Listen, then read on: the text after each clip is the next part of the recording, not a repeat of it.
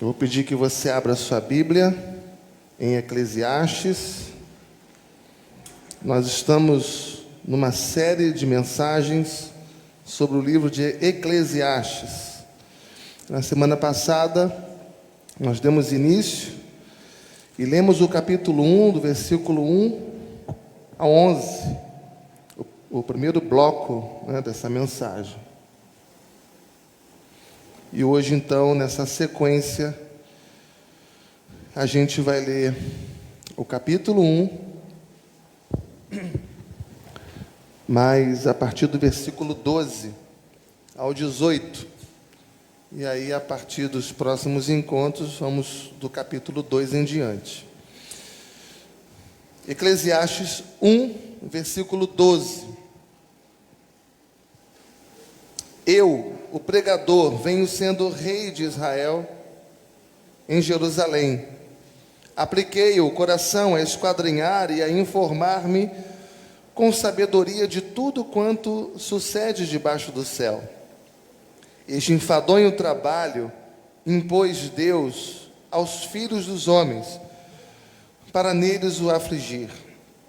Atentei para todas as obras que se fazem debaixo do sol, e eis que tudo era vaidade e correr atrás do vento.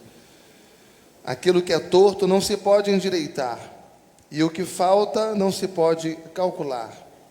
Disse comigo: eis que me engrandeci e sobrepujei em sabedoria a todos os que antes de mim existiram em Jerusalém. Com efeito, o meu coração tem tido larga experiência da sabedoria e do conhecimento. Apliquei o coração a conhecer a sabedoria e a saber o que é loucura e o que é estultícia, e vim a saber que também isto é correr atrás do vento. Porque na muita sabedoria há muito cansaço, e quem aumenta a ciência aumenta a tristeza. Fala conosco, Senhor, mais uma vez nessa manhã, e que a sabedoria que tanto buscamos nessa vida e não encontramos o prazer nela, a satisfação nela, nós possamos receber do Senhor, Pai. Porque a sabedoria que vem do alto, ela preenche o nosso coração e a nossa mente. A sabedoria que vem do alto, ela nos dirige, ela nos comanda, ela ilumina o nosso pensar. Ser conosco nessa manhã. Fala conosco, Pai, que a Tua vontade seja aplicada na nossa vida para a glória do Teu nome. É o que te pedimos em nome de Jesus.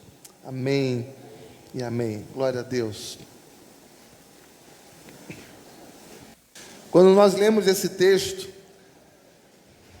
a impressão que a gente tem é de que o autor está deitado no chão e ele está olhando para o alto, está olhando para o céu, olhando para o teto, e ele está assombrado pelos limites do conhecimento humano, pelos limites da razão humana, da sabedoria humana. Na nossa última mensagem, nós falamos, Eclesiastes 1, versículo 1 ao 11, que esse livro é um livro autobiográfico. O autor não está falando de alguém. O autor não está falando de algo surreal, de algo subjetivo, de algo imaginário. Esse livro é como que um diário pessoal. E ele está contando os seus dias. Ele fala de si mesmo. Ele fala das suas experiências. Ele fala da sua vivência.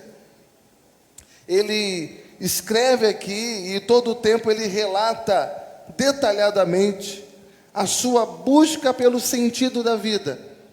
Ele vai caminhando nas suas atividades, tentando buscar uma razão de viver, buscando no seu dia a dia sentido para a existência nesse mundo. E toda a sua trajetória está nessa busca. Ele não fala então dos seus achismos, ele não fala do comentário de outras pessoas, mas ele relata aqui as suas experiências pessoais. Suas conclusões têm bases muito sólidas. Ele tem a certeza absoluta daquilo que ele viu, daquilo que ele experimentou. E depois de ter experimentado todas as coisas, ele chega numa conclusão de que longe de Deus, ou sem Deus, nada faz sentido nesse mundo. Eu não sei se em algum momento da vida você já parou para pensar sobre isso, a falta de sentido que as coisas têm. Parece que num dado momento você percebe que a vida não tem brilho, parece que num dado momento a gente percebe que caminha em círculo. As coisas se repetem e nada muda. Esse era o pensamento desse querido autor. Ele percebe que longe da presença de Deus, sem Deus, as coisas não têm cor, não têm sabor, não têm brilho. Nada faz sentido na vida. E ele usa um termo que é quando a gente corre atrás do vento. Ou seja, a gente corre à toa. Mas na presença de Deus, vimos na semana passada que nós encontramos sentido, encontramos razão, encontramos a nossa missão, encontramos nossos motivos na presença de Deus. Deus vai entrando na nossa vida e vai dando brilho, vai dando cor, vai dando razão. E agora nós estamos aqui no segundo bloco do capítulo 1, especificamente versículo 12 a 18. E Salomão, ele vai mostrar que a busca pela sabedoria não faz sentido. Se antes era o sentido da vida, agora ele está aqui no segundo passo, buscando sabedoria. Aliás, esse é o desejo de muitas pessoas. Eu converso com muita gente e o pedido que a maioria das pessoas faz é esse: olha, pastor, eu preciso de sabedoria. Sabedoria. E ele vai mostrar aqui que a busca dessa sabedoria longe de Deus não faz sentido. Talvez não passará de inteligência humana, de estratégia humana, de um planejamento humano, porque não faz sentido buscar sabedoria para decidir sem os conselhos de Deus, sem a palavra de Deus, sem a presença de Deus, como a gente viu aqui no versículo 13, que ele diz: apliquei o meu coração a esquadrinhar e a informar-me com sabedoria de tudo aquilo que acontece debaixo do céu. Esse enfadonho trabalho, esse trabalho muito pesado, esse fardo pesado, Deus, ele impôs aos filhos dos homens para os afligir, ou seja, é aflição, é cansaço, e foi Deus que colocou isso no coração do homem, para o homem enxergar que longe da presença dele, nós não conseguimos alcançar aquilo que a nossa alma mais precisa. Deus impõe a frustração no homem que tenta encontrar satisfação longe dele, longe da presença dele, mas ao mesmo tempo que Deus traz insatisfação no coração daquele que tenta caminhar longe de Deus, ele ao mesmo tempo está recompensando, ele está abençoando aqueles que se satisfazem nele, aqueles que se deleitam nele, inclusive no que diz respeito à sabedoria. Veja que o grande problema nosso e das pessoas não é gastar o seu tempo buscando sabedoria. Não existe nenhum problema em buscar sabedoria. O problema é tentar buscar sabedoria sem depender de Deus.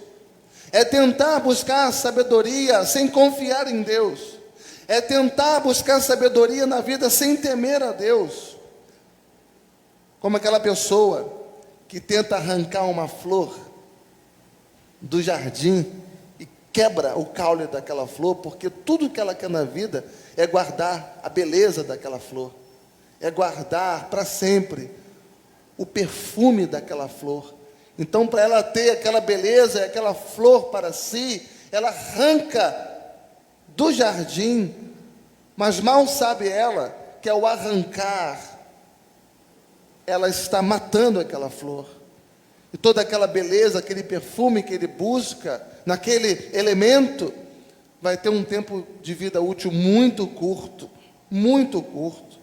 tal como aquele que deseja obter qualquer tipo de prazer na vida, neste mundo, longe do seu Criador, longe do Senhor.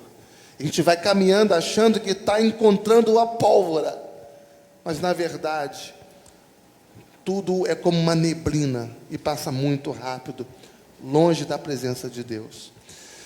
Nesse texto que nós lemos, vamos refletir sobre a busca que Salomão faz pelo sentido da vida na sabedoria humana. Esse é o nosso tema de hoje, sabedoria humana. E ao final de toda a sua busca, ele chega em duas conclusões. A conclusão número 1 que ele chega é que a sabedoria humana sem Deus é inútil, porque não pode mudar a realidade ao nosso redor. A sabedoria sem Deus é inútil, ela não pode mudar a realidade ao nosso redor. A segunda conclusão que ele chega é que a sabedoria humana sem Deus é inútil, porque ela aumenta o nosso desgosto, ela aumenta o nosso sofrimento. Nada pode mudar ao nosso redor. Ele explica isso do versículo 13 ao 15. Já lemos o 13. No 14 ele diz: atentei para todas as obras que se fazem debaixo do sol, e eis que tudo era vaidade e correr atrás do vento. Aquilo que é torto não se pode endireitar, e o que falta não se pode calcular. Ou seja, você tentar mudar a realidade, consertar as coisas à sua volta, sem o conselho de Deus, sem a direção de Deus, sem a sabedoria de Deus, é inútil. Às vezes a gente percebe as coisas alvoroçadas, bagunçadas, desordenadas, e a gente gasta todos os nossos esforços para consertar aquilo e nunca consegue, e no final é cansaço, é desespero, porque falta sabedoria do alto, falta direção direta de Deus, e é isso que ele fala aqui. E agora ele diz que isso só aumenta o nosso sofrimento, isso só aumenta o nosso desgosto. Versículo 16 ele diz: disse comigo mesmo, eis que me engrandeci e sobrepujei em sabedoria a todos os que antes de mim existiram em Jerusalém. Com efeito, meu coração tem tido larga experiência de sabedoria e do conhecimento. Apliquei o meu coração a conhecer a sabedoria, é a saber que é loucura, estultícia, e vim a saber que também isso é correr atrás do vento, porque há muita sabedoria, há enfado, e o que aumenta a ciência, aumenta a tristeza. Sabedoria, sim, mas sem Deus, e o resultado é desgosto, o resultado é tristeza, é vazio. Apliquei o coração para esquadrinhar. Depois ele diz: atentei para todas as obras debaixo do sol. Aquilo que é torto não se pode endireitar. Veja que no versículo 13, Salomão fala aqui das características da sua busca pessoal pelo sentido da vida na sabedoria humana. E sobre isso aqui, ele diz que dedicou intensamente, tanto quanto externamente, juntando todos os seus esforços na vida, para esse propósito de encontrar na sabedoria humana o sentido da vida. Apliquei o coração a esquadrinhar e a informar com sabedoria de tudo que acontece nesse mundo. Ele usa o termo debaixo do céu. Em outras palavras, Salomão não poupou esforços para investigar. Salomão não poupou esforços para ir atrás do objetivo dele, para saber, para estudar técnicas e todo tipo de conhecimento para alcançar aquilo que ele queria. Em outras palavras, ele se entregou por inteiro nessa busca para alcançar o objetivo da sua vida, em todos os aspectos da vida, que ele fala que foi de tudo debaixo do sol, em busca do sentido da vida. Eu acho, irmãos, essa atitude dele maravilhosa e completamente diferente de nós, nos dias de hoje. Porque nos nossos dias, o que predomina hoje na vida de muitas pessoas, é uma apatia mental. O que predomina hoje na vida de muitas pessoas é uma preguiça intelectual. Nós não investigamos os fatos. Nós não queremos apurar os fatos. Nós não queremos sondar os fatos. Nós não queremos nos aprofundar no conhecimento, principalmente no que diz respeito às questões mais difíceis da vida. E a gente dedica pouquíssimo tempo àquilo. E pouquíssimos esforços. Acontece que quando nós não nos dispomos a pensar, quando nós não nos dispomos a buscar, quando nós não nos dispomos a refletir, nós permitimos que outras pessoas pensem no nosso lugar. Nós permitimos que outras pessoas pensem por nós. E o que vai restar para nós é seguir a manada. É ser um Maria vai com as outras. Se eu não quero pensar, se eu não quero estudar as questões que mais me incomodam, talvez seja no seu casamento, talvez seja na sua família, talvez seja algum aspecto profissional, talvez seja algo que te incomoda em si mesmo. Nós temos que nos aprofundar para conhecer aquele terreno, aquele solo, aquele mundo, melhorar naquele aspecto, desenvolver naquele aspecto. E quando a gente não faz isso, por uma preguiça intelectual, por cansaço mental, desânimo, a gente deixa que as pessoas pensem no nosso lugar, e o nosso papel, o que nos resta é seguir os outros. É ir para onde está todo mundo indo, que nem sempre é um caminho bom. E aí, a nossa vida se torna fútil, a nossa vida se torna vazia, a nossa vida se torna sem sentido, sem propósito. Então o que se vê aqui? Vemos a investigação de Salomão, a busca de Salomão confrontando a preguiça mental. Mas por outro lado, vemos Salomão também chegando a uma conclusão da prepotência na vida de pessoas que tentam pensar, que tentam buscar, que tentam refletir, que tentam encontrar o sentido da vida. Faz tudo o que tem que ser feito, só que faz isso longe de Deus. Faz isso excluindo Deus. E por isso que ele afirma no versículo 13, que tentar encontrar o sentido da existência somente pela sabedoria humana é enfadonho o trabalho, ou seja, é uma tarefa muito pesada. Apliquei o coração a esquadrinhar e a informar-me com sabedoria de tudo quanto sucede debaixo do céu. E este enfadonho trabalho impôs Deus aos filhos dos homens para nele os afligir.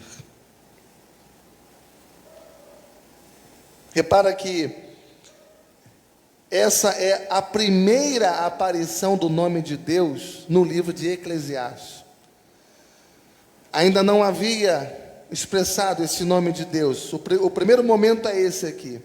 E esse Deus aqui é Elohim, ou seja, é o Criador dos céus e da terra.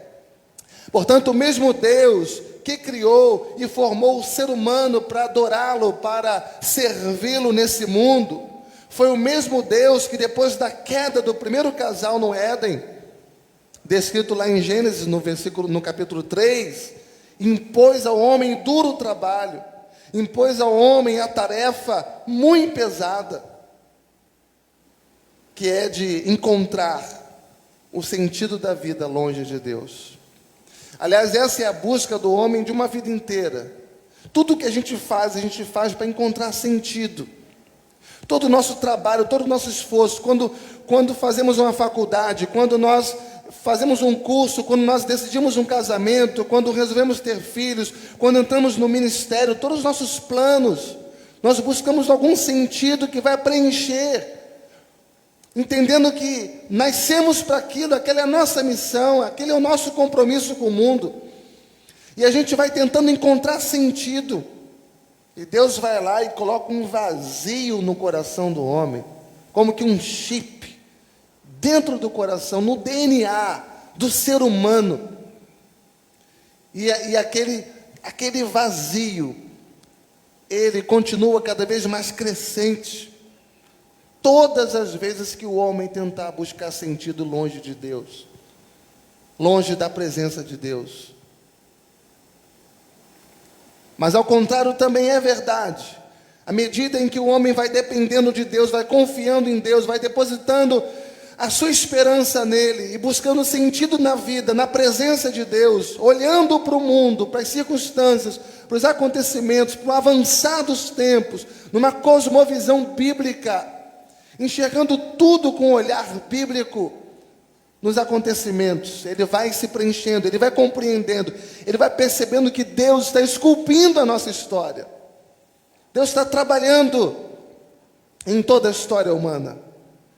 E aquilo em que todo mundo não vê razão, não vê sentido, aquele que tem a mente do Senhor se alegra, porque sabe que Deus sempre esteve no controle de todas as coisas. Antes da queda do homem, irmãos, tudo era perfeito. A consciência do homem era perfeita. O caminho do homem era perfeito. Não havia nada de errado, não havia imperfeições. Até que a queda veio e afetou todos os aspectos da vida humana. A existência no mundo de Deus e na presença de Deus era plena, era absoluta, satisfeita. Exatamente porque o homem, ele tinha uma comunhão ininterrupta com Deus. Uma comunhão completamente pura, plena com Deus. Mas tudo mudou quando nasceu a rebelião contra Deus. O pecado é maligníssimo. O pecado é uma tragédia na nossa vida. O pecado, quando entra em nós, ele entra destruindo como uma avalanche, um tsunami. Nada fica em pé na nossa vida. E tudo mudou então, depois da rebelião contra Deus. E depois disso, como Salomão vai nos falar aqui no versículo 14, quando ele diz: atentei para todas as obras que se fazem debaixo do sol, eis que tudo, ele não diz algumas coisas, mas tudo era vaidade e correr atrás do vento. Tudo que é feito debaixo do sol, diz ele, sem Deus, é inútil. Inútil, tanto quanto correr atrás do vento. E essa expressão de correr atrás do vento se refere a uma atividade frustrante. Sabe quando você trabalha o dia inteiro e no final você vê que aquilo não deu em nada? Sabe quando você se esforça uma vida inteira e percebe que tudo aquilo foi em vão? Talvez você batalhe por um casamento e no final aquilo vai por água abaixo. Você batalha para manter uma igreja de pé, manter um povo comprometido, fiel, responsável, e no final a sensação que tem é de que tudo foi por água abaixo.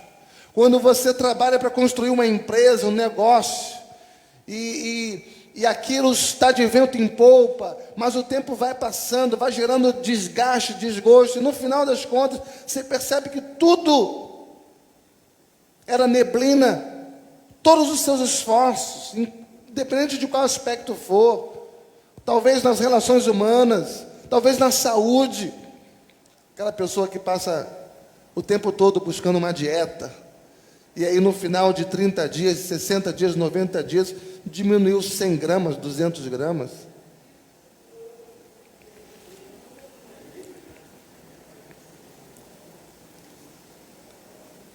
A expressão de correr atrás do vento se refere a uma tarefa frustrante, a uma tarefa inalcançável, impossível tanto quanto tentar encontrar sentido da vida, longe da sabedoria humana.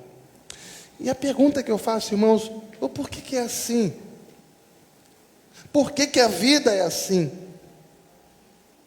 A vida é assim porque a sabedoria humana sozinha, diz o texto, não é capaz de endireitar aquilo que está torto. O problema não está na sabedoria, o problema está na sabedoria sem Deus, longe de Deus, porque a sabedoria humana sozinha, por mais que ela tenha beleza, por mais que ela seja admirada, por mais que ela seja apreciada, ela não pode endireitar aquilo que está torto.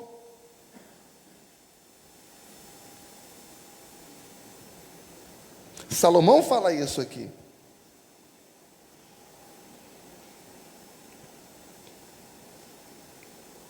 Só que, pela nossa compreensão, pela nossa sabedoria, nós não conseguimos solucionar aquilo que está de errado na nossa vida. Somente pela nossa sabedoria, nós não conseguimos consertar aquilo que está de errado na nossa casa. Quantas vezes você já teve uma ótima ideia para resolver os problemas dentro da sua casa, e aquilo que parecia ser tudo perfeito, dessa vez vai dar certo, e você viu que novamente aquilo era cansaço, desgosto, porque não deu em nada. Quantas vezes você já disse, eu estou cansado, eu já tentei, eu já fiz de tudo, eu já falei, já aconselhei, mas não resolve nada. É porque até então é a sabedoria humana, e sozinho, somente com a sabedoria humana, a gente não consegue resolver as questões do nosso lar, da nossa família, do nosso trabalho, da nossa igreja. Não consegue. Não conseguimos mudar a sociedade. A sociedade está numa ribanceira abaixo. A sociedade está se diluindo. O mundo está se desintegrando. E sábios são buscados de tudo quanto é tipo, pessoas com conhecimento técnico extraordinário. Vamos endireitar o mundo, vamos consertar a sociedade. O resultado disso é destruição, porque sabedoria humana sozinha não consegue consertar aquilo que está torto. O que a sociedade precisa é da sabedoria de Deus. O que a política precisa é da sabedoria de Deus. O que o mundo precisa é da sabedoria de Deus. O que nós precisamos como igreja, família e como cidadão é da sabedoria de Deus. Quanto mais a sabedoria humana se empenhar para sozinha transformar ou causar essa mudança, mais ela vai descobrir que está faltando alguma coisa. Está faltando alguma coisa. Quantas vezes alguém já veio até mim e disse, olha pastor, já tentei de tudo, mas eu sinto que está faltando alguma coisa, e eu não sei o que. Porque essa conta nunca se fechará, irmãos. Essa conta não vai fechar nunca. E por isso que Salomão vai dizer no versículo 15, aquilo que é torto não se pode endireitar. E o que falta não se pode calcular. E aí a gente percebe que desde o século XVIII, desde o início do iluminismo, onde as pessoas tinham uma mente brilhante, achando que ia mudar o mundo com as suas ideologias, desde o século XVIII, desde o iluminismo, até pelo menos a metade do século XX, o pensamento que se destacava, pelo menos no Ocidente, era de que o que resolveria o problema da humanidade era investir mais em educação nas pessoas. As pessoas precisariam ser dotadas de conhecimento, e isso mudaria tudo.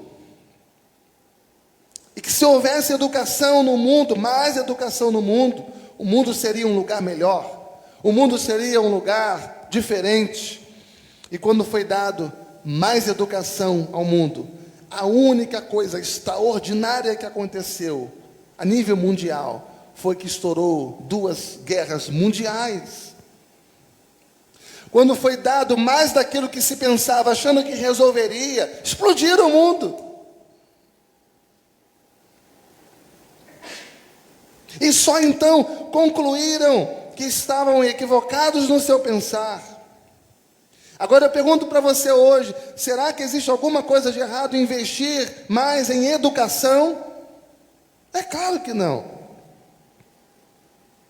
O grande problema é pensar que a solução de todos os problemas da humanidade é excluir Deus da equação. O grande problema de tentar solucionar as questões do homem é insistir com essa ideia de que a gente pode fazer isso sem Deus. A gente pode fazer aquilo sem a sabedoria de Deus. A gente vai treinar o ser humano para pensar melhor, para não depender dos outros, para não ser gado. O que nada mais é do que mais uma tentativa frustrada do ser humano salvar o mundo pelos seus próprios esforços. E aí quando você chega no versículo 16, 17 e 18, você percebe a razão dessa frustração de buscar sabedoria humana separada de Deus. Disse comigo, eis que me engrandeci e sobrepujei em sabedoria a todos os que antes de mim existiram em Jerusalém.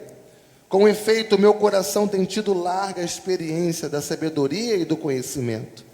Apliquei o coração a conhecer a sabedoria e a saber o que é loucura e o que é estultícia. E vim a saber que também isso é correr atrás do vento. Porque na muita sabedoria há muito cansaço. E quem aumenta a ciência, aumenta a tristeza. Salomão atesta, no versículo 16, que ele encontrou sabedoria mais do que qualquer um antes dele. Porém, como que ainda insatisfeito com isso, ele decidiu redobrar os seus esforços. Ele decidiu se empenhar mais, tentando compreender não somente a sabedoria humana, mas em contrapartida, também a loucura e a insensatez de tentar compreender os prazeres diversos da vida. Como a gente vai ver muito melhor na próxima mensagem, no capítulo 2. Mas numa vida distante de Deus. Em outras palavras, já que Salomão não encontrou sentido na vida, na sabedoria humana, quem sabe ele pudesse encontrar sentido da vida nos prazeres desse mundo. Eu estou buscando tanto de um lado, não encontro, estou buscando tanto de outro, não encontro um sentido para a minha vida. Eu vou esbanjar a minha vida nos prazeres do mundo. Em algum momento ele pensa isso. E essa decisão é a decisão que muitas pessoas têm tomado já há muito tempo. Têm abandonado a procura pela verdade. E têm se entregado às experiências e aos prazeres diversos. Sempre em busca do sentido da vida. Sempre em busca de algo que possa satisfazê-los. Quando uma pessoa vai para o fundo de uma garrafa, quando uma pessoa ela faz a sua escolha por um copo, por uma picada, por uma droga, pelo sexo sem limites, ou por uma vida desvairada nesse mundo, sem freios. Ela está tentando buscar satisfação para a sua vida, mas quanto mais fundo ela cava nesses aspectos, mais angustiante ela é. Mais tristeza encontra. E aquele buraco que estava no seu coração, na sua alma, fica maior. E Salomão vai falar sobre isso no capítulo 2. Ele cansou de buscar sentido para a vida, em outros aspectos, inclusive na sabedoria. E ele tentou a bebida. Ele tentou as mulheres. Os prazeres do mundo. Ele percebeu também que a alegria não estava ali. A satisfação da vida não estava ali. Ele adianta, no capítulo 2, e 17, que isso também é tão frustrante e inútil como correr atrás do vento. Afinal, ele encerra aqui no capítulo 1, versículo 18, dizendo: quanto maior for a sabedoria e o conhecimento, maior será o sofrimento e o desgosto. Entenda você que Salomão não está aqui condenando toda e qualquer busca pela sabedoria e pelo conhecimento humano. O que ele está condenando é a sabedoria divorciada de Deus, é o conhecimento separado de Deus. Então, irmãos, esse é o retrato sombrio e frustrante da busca pelo sentido da vida na sabedoria humana. Número 1, ela é incapaz de resolver a realidade ao nosso redor. Foi o que ele falou no versículo 13, 14 e 15. E número 2, ela aumenta o nosso sofrimento e o nosso desgosto. Foi isso que ele falou no versículo 16, 17 e 18. E para encerrar, eu gostaria de perguntar para vocês: será que essa é a nossa única alternativa no que diz respeito à sabedoria humana? Será que a única escolha que a gente tem é essa que ele fez? É claro que não. Finalmente, a outra opção. No final do capítulo 2, Salomão apresenta uma alternativa melhor daquela que o mundo tem a oferecer a todos nós. Se por um lado aqui a sabedoria humana disponibilizada pelo mundo é inútil, é frustrante, é fútil, por outro lado, a sabedoria ofertada por Deus traz sentido para a nossa vida. A sabedoria ofertada por Deus traz um preenchimento, traz felicidade para a nossa vida. Só uma palha, olha o que ele diz no capítulo 2, no versículo 26. Deus dá sabedoria, conhecimento e prazer. Em alguns textos diz que Deus dá felicidade ao homem que lhe agrada. Veja que por um lado Deus frustra a sabedoria humana separada da sua santa palavra. Tanto que o profeta Isaías, no capítulo 29 e 14, ele vai dizer: a sabedoria dos seus sábios perecerá, e a prudência dos seus prudentes se esconderá. Deus frustra a sabedoria separada dele, mas ao mesmo tempo Deus reconhece e Deus recompensa aqueles que dependem dele para obter sabedoria.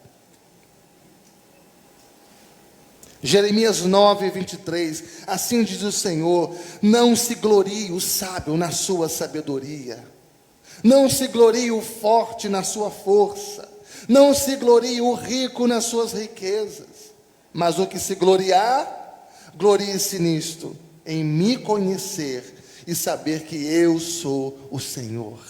Eu faço misericórdia, justiça e juízo na terra, porque dessas coisas me agrado, diz o Senhor. Em resumo, a sabedoria humana, ela é uma péssima senhora. A sabedoria humana não pode mandar na sua vida, não pode coordenar a sua vida. Mas a sabedoria humana é uma excelente serva quando ela se submete à sabedoria de Deus, à vontade de Deus. Nós não precisamos abandonar a nossa razão quando nós cremos em Deus. Nós não precisamos resetar a nossa mente quando cremos em Deus. O que nós precisamos é submeter a nossa mente ao senhorio de Cristo. Submeter o nosso conhecimento, a nossa sabedoria ao senhorio de Cristo. E é claro, irmãos, tudo que falamos e ouvimos, é claro que aponta para algo muito maior, algo muito melhor, acima da sabedoria humana. É claro que tudo isso está apontando para Jesus, porque Jesus é a própria sabedoria de Deus encarnada. Um dos propósitos da obra de Jesus na cruz foi julgar a sabedoria terrena e foi revelar a sabedoria divina, a sabedoria de Deus. E Deus, Ele não só criou o mundo por sua sabedoria, por essa sabedoria. Ele não só rege o mundo, Ele não apenas sustenta o mundo pela sua sabedoria. Ele não só conduz a história pela sabedoria que ele tem, que ele exerce, mas a palavra de Deus diz que a sua sabedoria se fez carne e habitou no meio de nós, cheio de graça e de verdade. A palavra da vida, a palavra da verdade, a palavra de sabedoria pelo qual Deus criou o mundo, ela veio até nós, irmãos, através da pessoa de Jesus Cristo. E em Jesus Cristo, Deus humilhou, Deus envergonhou a sabedoria dos homens, para exaltar a sua sabedoria soberana. Veja o que o apóstolo Paulo diz em 1 Coríntios 1 e 18. Abra a sua Bíblia, em 1 Coríntios 1 e 18. Apóstolo Paulo diz, vamos ler juntos, em 1 Coríntios, capítulo 1, versículo 18. Esse aqui é o nosso último texto. Já convido os músicos, o Ministério de Louvor, para estar aqui em cima, por gentileza. Em 1 Coríntios, capítulo 1, versículo 18. Vamos ler juntos? Sim ou não? Em alta voz. Certamente a palavra da cruz é loucura para os que se perdem, mas para nós que somos salvos, poder de Deus. Pois está escrito, vamos juntos? Destruirei a sabedoria dos sábios e aniquilarei a inteligência dos instruídos. Onde está o sábio? Onde o escriba? Onde o inquiridor desse século? Porventura não tornou Deus louca a sabedoria do mundo? Visto como na sabedoria de Deus, o mundo não o conheceu por sua própria sabedoria. Aprove ao Deus salvar os que creem pela loucura da pregação, porque tanto os judeus pedem sinais, como os gregos buscam sabedoria, mas nós pregamos a Cristo crucificado, escândalo para os judeus, loucura para os gentios, mas para os que foram chamados, tanto judeus quanto gregos, pregamos a Cristo, poder de Deus e sabedoria de Deus, porque a loucura de Deus é mais sábia do que a sabedoria dos homens, e a fraqueza de Deus é mais forte do que a força dos homens. Louvado seja Deus, louvado seja Deus. É desta sabedoria que nós mais precisamos, irmãos, a sabedoria de Jesus, a sabedoria de Jesus. Afinal, somente ela é capaz de resolver a realidade, transformar a realidade ao nosso redor. Porque essa sabedoria, ela promove a nossa reconciliação com o nosso Criador. Ela promove a nossa reconciliação com o nosso Senhor, através do seu Filho, Jesus Cristo. Somente essa sabedoria pode nos livrar de uma vida entregue ao desgosto, de uma vida entregue ao sofrimento, no mundo caído, no mundo tão corrompido pelo nosso pecado e pela nossa rebeldia. Para onde você está correndo? Para onde você está caminhando? Quais têm sido as suas decisões, tua postura, tuas escolhas? O que tem nutrido o teu pensamento? Para onde você está correndo? Você está correndo atrás do vento? Será que tudo que você está fazendo, todos os esforços que você tem angariado, no final de contas não passará de nuvem, de neblina? Ou você está correndo para Jesus? Corra para Jesus, porque Ele detém em si mesmo todos os tesouros da sabedoria e do conhecimento de Deus. Que Deus abençoe a sua vida, que Deus abençoe a tua mente com sabedoria do alto, para que você possa, de maneira acertada, firme, tomar as decisões mais importantes da sua vida, inclusive a principal delas, ser fiel a Deus até o fim, para que você venha receber a coroa da vida. Feche os seus olhos, curve a sua cabeça. Eu quero orar por você. Ó Deus, para onde nós iremos? Para onde nós correremos? Só Tu, Senhor, tens palavras de vida eterna. Tua é a sabedoria, Teu é o conhecimento. Só em Ti nós podemos encontrar sentido e satisfação nesse mundo. Senhor, nos perdoa se por muito tempo ou por tantas vezes temos tentado fazer sentido desta vida longe de Ti e da Tua palavra, longe do Teu santo Filho Jesus Cristo. Perdoa, Senhor, aqueles que ouviram esta palavra e que nunca antes consideraram uma vida alinhada e envolvida à Tua sabedoria. Perdoa-nos, Senhor, as muitas vezes em que nos gloriamos na nossa própria sabedoria e não na Tua.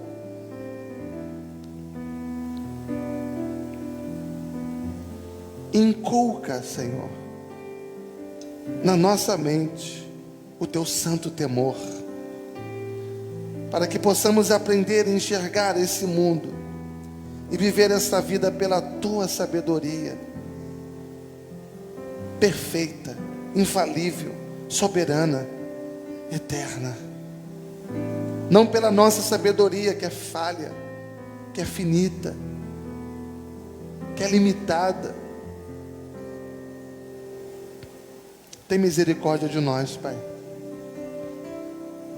Dá-nos de Ti mesmo, Senhor, mais da Tua palavra, mais do Teu Santo Espírito, que possamos viver com a mente de Cristo, guiados pela sabedoria do Senhor, a sabedoria do Calvário, que tudo pode transformar, que tudo pode renovar em nós e ao nosso redor, pela Tua graça e para o louvor da Tua glória. Nós oramos assim, em nome e por amor do nosso Senhor e Salvador Jesus Cristo. Amém e amém.